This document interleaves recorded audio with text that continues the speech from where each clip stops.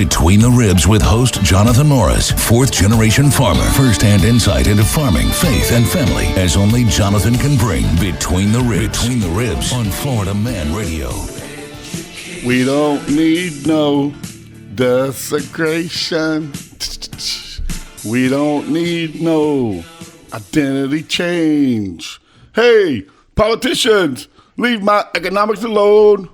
What's cracking like it, everybody? Welcome to another Between the Ribs with Jonathan Morris and Heather Hippopotamus. Hello. Hello, ma'am. How are you today? How's everything rolling over there? Everything is gold. All right. So I want to get right into it. We'll get to the meat and the shop and all that in a little bit. We are a farm faith family operation. If you haven't joined us before, thank you for joining us today. And we will, of course, we'll get to all that. But I wanted to pay off the birthplace of DEI. And DEI is something, obviously, that we have all been talking about, arguing over, fussing over. It's taken over corporations. It's in the political arena. It's in federal levels. It's in state levels. It's in schools. It's almost vomitizing, if you will. That's a really disgusting word. Vomitizing? I just made that up. How about nauseating? Nauseating? Is that a more proper word? Yes. All right, it's almost... The other one just was too graphic. Too much? Yes. But that's the only way to describe it. But we'll stick with, for the weak of stomach, we'll stick with nauseating. So I'm going to explain to you something. And I learned some of this on Sunday at church because it was kind of ironic the way all this lined up, that I was studying this and going over this and wanted to do a topic on it. And then my preacher laid down this message that blew me away. And the title of his message was Chaldean syndrome. And you're like, what is a Chaldean? Do you know? An ancient person from Babylon. Just before Babylon. They actually came out of Ur. If you go back, to Abraham and the traveling and walking through the desert and all that, it originates. And this is what I thought was the coolest part. This happened long before Jesus was ever here to talk about or argue about. Because in today's world, people are like, you're always throwing Jesus on people, always talking about Jesus, always want to put Jesus and cram Jesus down people's throat. But this happened, and it started spiritually, right? I'm just going to let the cat out of the bag a little bit. It started spiritually, but it was a hostile takeover. So the Chilean people were a group of nomads. You said Chilean. Chaldean, right? Chaldeans. Yes. Okay. Am I pronouncing that wrong? I mean, you were talking about a totally different group of people. Yeah, I'm very sorry. The people from Chile are incredible people. So the Chaldean syndrome, which now has taken over America, but it didn't start here. DEI and what we call it today, what is it? Diversity, equity, and inclusion. Yeah. The original meaning and the original outcome of it was desecration, raw economics, and complete identity change of a population. So one of the greatest empires that ever ruled in recorded history was the Babylonians, right? The Babylonian Empire. And I know there's a lot of people that say, like in Revelations, when it talks about Great Babylon, they're like, oh, that's America, But I'm not opening up that can of worms. We're not trying to talk about it. But this group of nomads, if you will, were known for their dabbling in false gods, witchcraft, astrology, which I don't think astrology is necessarily witchcraft. God gave us the stars and the sky to look at and help guide us, not necessarily like worship it, but to understand. But they also were known for other unlawful arts, okay? And it was a classification more of a group of people that were addicted to these things. And they weren't necessarily a country or a land. It was more like a group of people who moved through lands. Okay. And they moved through Babylon, and they infiltrated Babylon from within. And they started to go in and buy in the marketplace and do business there and get advisors close to the kings. And then out of nowhere, they realized that by the time it happened, it was too late. A man by the name of Nebuchadnezzar came along and got appointed king. But he was not Babylonian. He did not have Babylonian blood. He was not from their royalty. He was a Chaldean. All right? So and I'm giving you the sped up version because we don't have an hour and a half to talk about one thing. But can you share that link I sent you from our preacher, that message? I can. All right. Heather's going to share a link. If you want to watch this sermon, it's worth watching. Now, it is a church sermon, but it pretty much lays out where we are at America today. And I'm going to take you back just a little bit. So Nebuchadnezzar becomes king of Babylon. Sorry. I'm terrible with the English language. And apparently I'm terrible with old Words are hard. Words are ridiculous. Who made words? Why can't we just groan and moan? Can you imagine if I could do a whole show just grunting? No. No one would like it. No. My responses wouldn't be appropriate. No. So you have this influx of society, the greatest society, the greatest empire at the time on planet Earth, bigger and badder and smarter and more technologically advanced. I mean, they laid their bricks a certain way that nobody else laid bricks. You know what I'm saying? They were ahead of the curve. And they were influenced by a group of people that began to change the grassroots society of Babylon. And then before you know it, they actually had 6 or 7 kings of Babylon that were Chaldean people. Am I saying that right? Chaldeans. So now we're going to fast forward, right? So let me see what I pulled up here. Okay, so this group of people were very versed in incantation, sorcery, witchcraft, the specialty of magical arts, and they spoke of the stars in the skies as the ultimate guiding source of life. And now we're going to fast forward to the book of Daniel in the Bible when Babylon captured Judea, God's people back then. And under the Chaldean rule of Babylon, part of their deal was when they took over and influxed a group of people and they kind of destroyed them from within. I don't know if that sounded familiar, where you have people that are destroying us from within.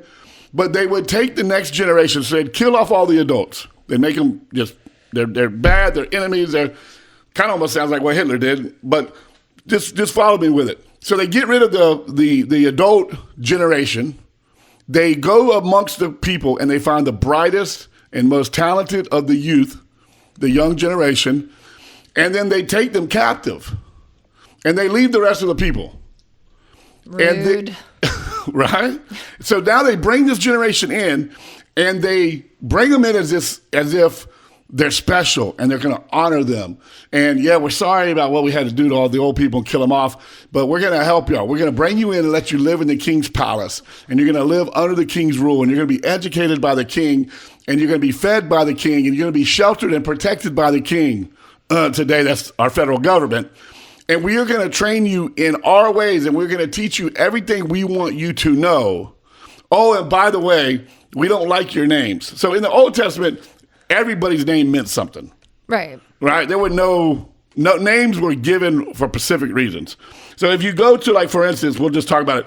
So one of the things that King Nebuchadnezzar did is he brought in his top eunuchs. And I didn't know this, but back there, and you can look at this through the Bible or outside of the Bible. And that's the cool thing about this story. You don't have to believe in the Bible, and you don't have to believe in God to believe this story, because this actually happened. It's written down. It's in the scrolls or history. It's in history. It actually happened. And if you take the Bible God part out of it, there was a group of people that lived a certain way, believed a certain way, honored a certain God, right? Because there's multiple gods. There's only one big God, only one real God, only one highest on the high God. That's Jesus Christ. But there's a lot of little gods. There's a lot of demonic gods. There's a lot of false gods. It's a whole spiritual thing, whether you believe it or not. But the Babylonians took these kids in, Daniel and, I wrote their names down, Daniel, Hananiah, Mishael, and then there was another one. We know them as Shadrach, Meshach, and Abednego. Right? But the first thing the king did was make these boys become eunuchs. And I didn't know this until I Googled it, but back then, to be a eunuch, they actually castrated you. They just didn't say, hey, abstain from sex with women, don't have sex. They actually cut your junk off. So all of it? It's pretty graphic. I don't need to know. I don't. It's pretty graphic. So I kind of quit reading about it. But basically, it was mutilated sex change is how it was done in that time period. So they would alter the identity of a person. they would change their name, so they would desecrate them. So imagine a woman having her breast cut off and her sewed up, right? A man having his genitalia cut off. I'm just thinking that time period, so much disease and you had to be strong just to live through that, probably. Yeah. And it probably messed you up. There wasn't no counselors back then. Couldn't go cry on the couch with nobody. So they desecrated your body of who you were. Just before, they better just throw me off a cliff after that. And kind of back then, it wasn't DEI, it was more EDI. They would come in and they would forcefully destroy the economic situation of a town, of a community. They would do things to manipulate money and flow and trade to destroy and pretty much break the community. And then here they were. Would do it. Yes, but here they were, right, with all the money, all the power, because they manipulated. They moved into an area, they manipulated it, they got close to the kings and the rulers, and they kind of forced an economic disaster. All right? So back then it was EDI. They forced an economic disaster first. Then they captured, took over, and desecrated the population. After that, the final stage was an identity change, a complete identity change. They would change the name. So if you got captured back then and they brought you in and your name's Heather, they would change your name to whatever they wanted to, and then they would teach you under these teachings as a new person, and you were never to allow to refer to your old self. And over time, you just... Where were the mothers? Dead. Oh, gosh. At this point, they've killed off the old people. Oh, that's right. All right, so they weren't even old. Like, it was old when they were like 35. So they killed off everyone. They killed off everybody, and they captured the teenagers. So this is what, though, this is something that was really... teenagers? Did they know what they were going to do? Yeah, because, okay, here's the thing. And I say this all the time, so let me apply this to today's world. They're easily manipulated. When we're all, no, listen. And that's why it's so important for people in our age group to keep talking and keep spreading a good word and let these kids, even if they think we're crazy and they think we're old fashioned and they think we're bigots and whatever else they want to think about us, we have to keep teaching them and giving our knowledge of our past and how we were raised and the America we believe in, the morality we believe in, the sexuality we believe in, because at some point we're all going to be dead.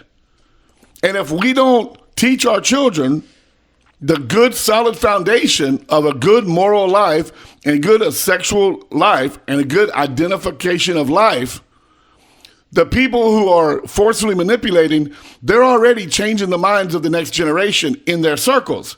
So when we're gone and our children are left with nothing but these type of people, how are they going to not stand against it? Right. Right? Because they're not going to know who they are. So it's so important that we realize history repeats itself.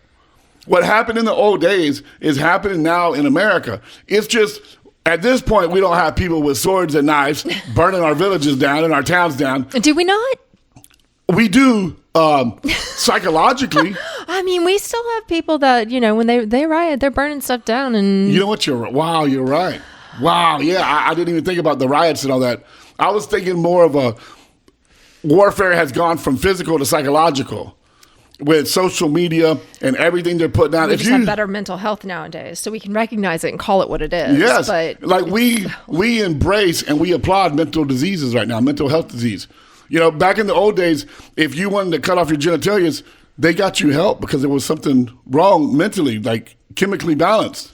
So I want to get back to when we get back, the name change from Babylonian era to today and the crisis we're in now that they were in back then.